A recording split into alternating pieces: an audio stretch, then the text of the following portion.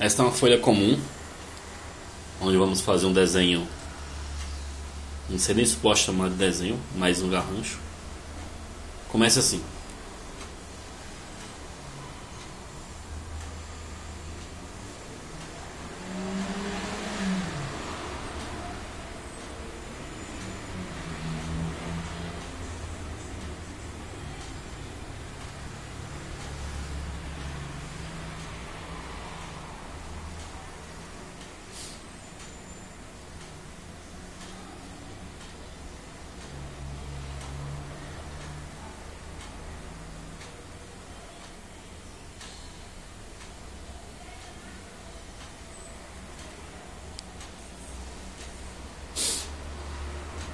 Vamos fazer as perninhas, perna torta, pezinho exagerado,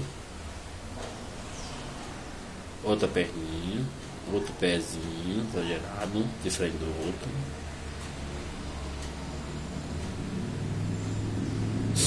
Os bracinhos podemos fazer aqui.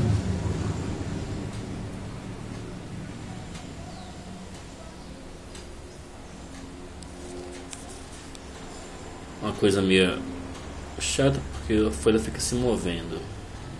As mãozinhas, a outra mãozinha. Então podemos colocar mais uns traços no cabelo para dar um efeito volumoso. Do outro lado também.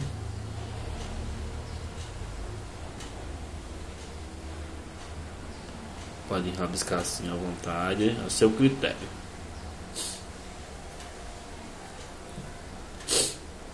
Aqui no pescoço podemos fazer aqui um meio círculo da impressão da camisa aqui.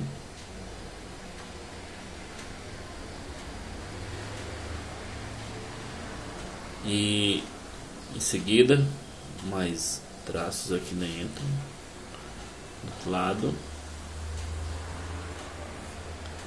Fica ao seu critério. Podemos fazer aqui umas bolinhas.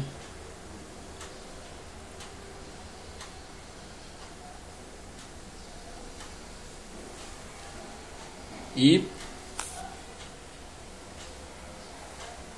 por último, uma sobrancelha.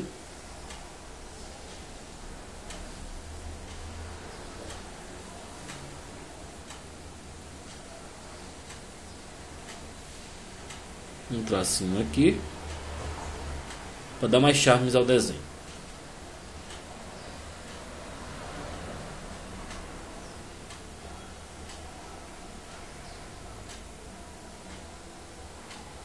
E voilá! Está pronto o desenho para vocês. Espero que tenham gostado. Em breve